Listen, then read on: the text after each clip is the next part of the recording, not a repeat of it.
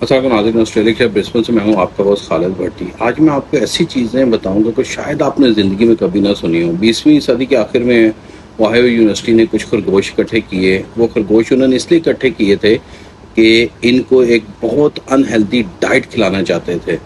انہیں گھی کھلانا چاہتے تھے، انہیں چینی کھلانا چاہتے تھے، انہیں تمام وہ چیزیں کھلانا چاہتے تھے جن سے ہائی بلڈ پریشر ہو، شوگر ہو جائے جسے ذیابیطس کہتے ہیں آپ، اور ڈائبٹیز بھی، اور اس کے ساتھ ساتھ کورنری پرابلم۔ ان کو بیمار کرنا ہی وہ تو چاہتے تھے۔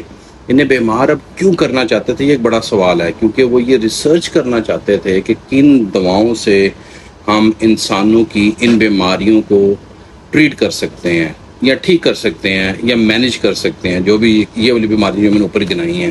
تو اس کے لیے انہوں نے کچھ خرگوش اکٹھے کیے، ان کے پھر انہوں نے بینچ بنا دیے، یعنی کہ بنچ بنائے، اے میں کچھ ڈال دیے، کچھ بی، کچھ سی، کچھ ڈی میں، اور یہ سب کو کھلایا گیا وہ ساری چیزیں تاکہ وہ موٹے ہو جائیں، بیمار ہو جائیں۔ ایک بنچ ایسا تھا کہ جس کے اوپر کسی بھی خوراک نے، کسی گھی نے، کسی چینی نے، کسی چیز نے کوئی اثر نہیں کیا۔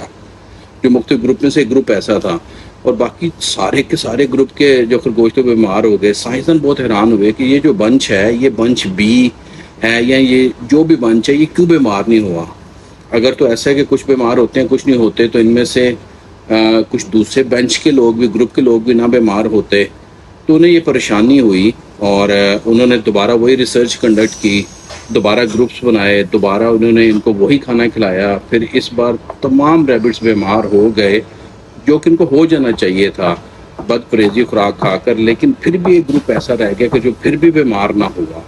اب اس بار ایک نیا راز کھلا اس کے بعد، جو پہلے گروپ بیمار نہیں ہوا تھا، اس پر جو میڈیکل سٹوڈنٹ جن کی ڈیوٹی تھی کھانا کھلانے کی، اس بار بھی اسی کا گروپ جو تھا وہ بیمار نہیں ہوا، یعنی کہ ایک ایسا گروپ تھا جن کو وہی سٹوڈنٹ دوبارہ کھانا کھلا رہے تھے۔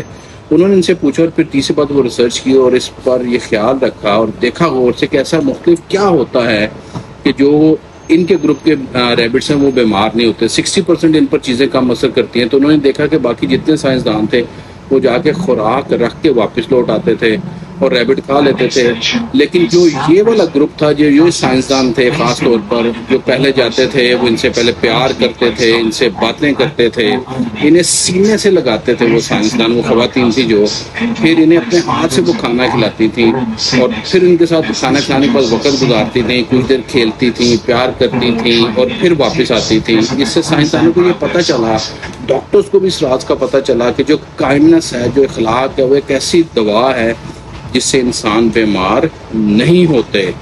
لیکن آپ کو پتہ ہے کہ سائنس کا وہ بہت جلدی تو نہیں مانتے نا، تو اس طرح کی بہت ساری باتیں ہیں جو وہ بڑی مشکل سے مانتے ہیں۔ پھر انہوں نے اس کو مزید ایکسپلور کیا، انہوں نے یہ دیکھا کہ پوری دنیا میں وہ جگہ ڈھونڈتے ہیں کہ جہاں کے لوگ سب سے زیادہ کائنڈ ہیں، وہاں کے لوگوں کی صحت دیکھتے ہیں۔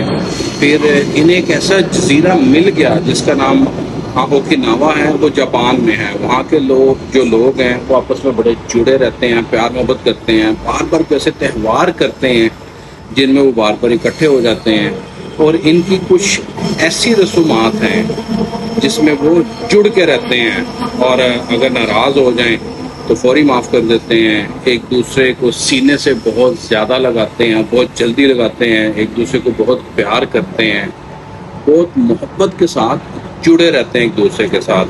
اور جب ریسرچ کی گئی تو اس کا نتیجہ یہ اخذ ہوا کہ وہ لوگ تندرست رہتے ہیں۔ تو حقیقت کیوں رہتے ہیں تندرست؟ تو حقیقت یہ کھلی کہ اس وقت دنیا میں سب سے زیادہ کیپیبل، صحت مند، ان میں سے 100 سال سے اوپر کے سب سے زیادہ جینے والے لوگ اس جزیرے کے ہیں، وہ سب سے کم بیمار ہیں، کیونکہ وہاں کائنڈنس ہے، وہاں اخلاق ہے۔ یہ کیسی چیز ہے کہ جس کی بازگشت ہوتی ہے۔ اس لیے یاد رکھیں کہ زندگی میں دواؤں سے زیادہ بہتر یہ ہے کہ آپس میں جڑے رہیں، محبت، شفقت، مروت، ہمدردی، اشک شوئی، ان جذبات کے ساتھ زندگی گزاریں، اب بہت سی بیماریوں سے بچ جائیں گے۔ میرا میسیج اگر پسند آیا، چلتی ٹرین میں دفتر سے گھر جا رہا تھا، یہ میسیج ریکارڈ کر دیا، پسند آیا تو اس کو شیئر کریں۔ اپنے ہوسٹ خالد بھٹی کو آسٹریلیا کے شہر برسبن سے اجازت دیجیے۔ اللہ حافظ۔